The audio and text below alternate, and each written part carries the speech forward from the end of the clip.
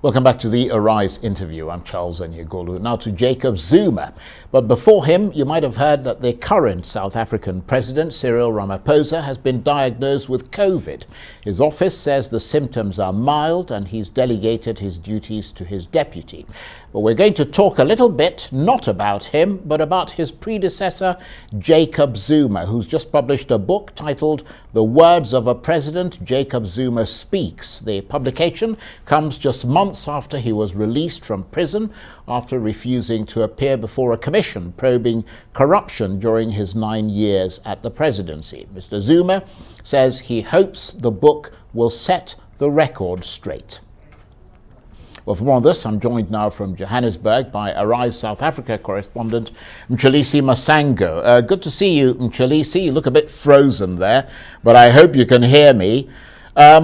Before we talk about the main subject of our chat, which is Jacob Zuma, just very briefly update us with what is happening with Cyril Ramaphosa. He's been diagnosed with COVID, but his office says the symptoms are mild. Yes, indeed, Charles, who says, of course, this is at the back of after delivering his memorial, which was organized by government, where he said he wasn't feeling well after that. And of course, he decided to see Detail, who came out and confirmed that he, of course, contracted COVID. So now he says he's, of course, in said that South Africans shouldn't really worry about his health right now because, you know, he's still feeling good because he's just experienced mild symptoms, Charles. And of course, part of that statement reads, he says, as I recover, my message of the week is don't let your guard down as South Africans. Do everything you can and need to do to stay safe. And that all starts with vaccination. And that's the message and how he ended it off, of course, by saying that South Africans need to stay safe, especially as we're heading to the festive season. Right, and I do need to point out that he is fully vaccinated, and his symptoms, as we said, are quite mild. But let's talk about this publication of Jacob Zuma's book. And is it being sold everywhere? I mean, what's the story there?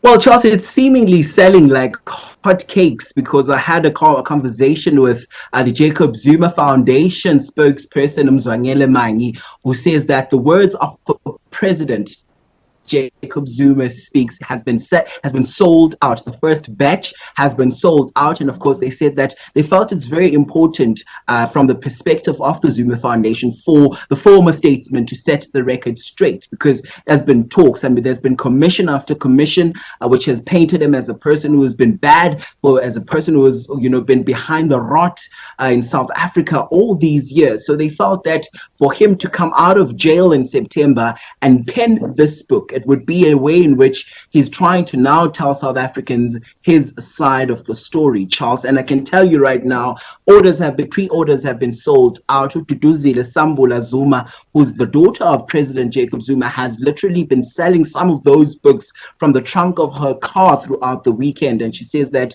some of the pre-ordered books have already sold out. And Mxolisi, do we know what the central message is and why they've chosen to put it out through a book? I mean, I've heard it said that Jacob Zuma needs more, to put it quite bluntly, money. I mean, he's been ordered by the court to repay the equivalent of several $1 million, apparently.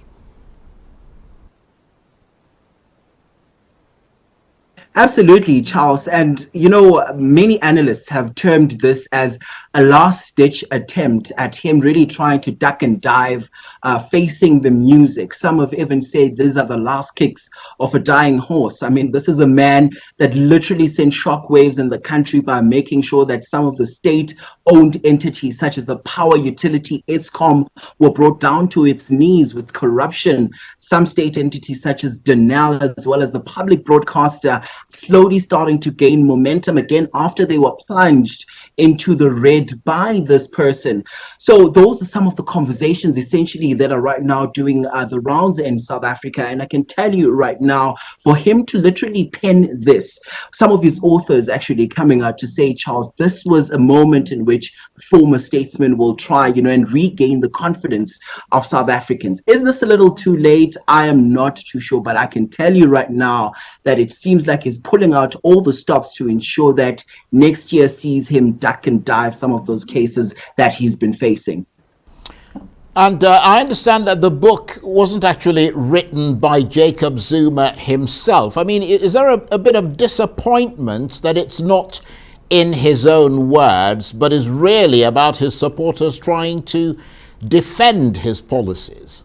You know what, Charles, that even does not come as a surprise to me. I mean, this is a man that has managed to literally, manage to garner so much support, which is why we've seen some of the unrest that happened in July. It was purely sparked by, people who were deemed to be his staunch supporters. So it comes as no surprise that you had someone who was willing to come and pen this book on behalf of Jacob Zuma to tell what he termed Jacob Zuma's side of the story. Now, of course, Mxolisi, who is the chairperson of the Jacob Zuma Foundation, came out to say that, it doesn't really matter from whose perspective the story is being told from, but the mere fact that whoever penned it had the moments where they spoke to Jacob Zuma, and had those moments where they engaged on some of the things that were happening at the time, leading up to his arrest, leading up to the time where he was voted out at that ruling party conference, leading up to the time where,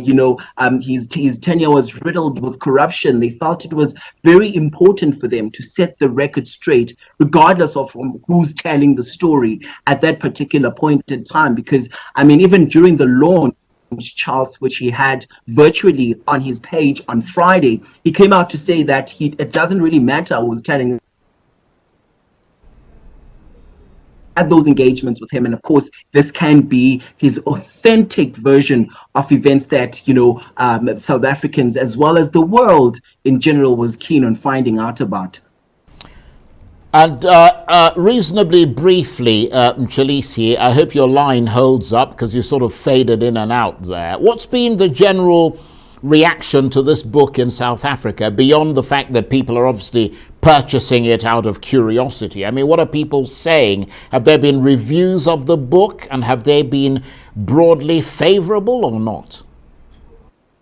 I had a conversation with one South African book critic earlier, Charles, who just jokingly said to me, "Oh, wow, sour grapes. I don't even want to listen. I don't even want to read that."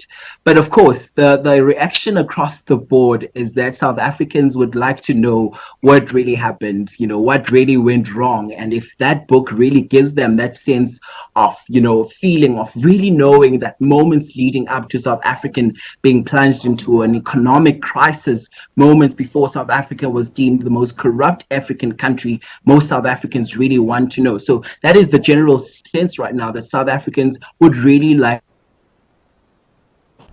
as telling the story at a point in time. But the fact his name is on the cover signs that they at least gets. Right, okay. Mxolisi, we got the gist of what you were saying, but we sort of lost the tail end of your chat there. Nevertheless, Mxolisi Masango, Arise South Africa correspondent, talking to me about the new book by Jacob Zuma, and Mxolisi, of course, in Johannesburg. That's it for this edition of the Arise interview. Join us again tomorrow. From me and the entire team here in Abuja and around the world, bye-bye, and thank you for watching.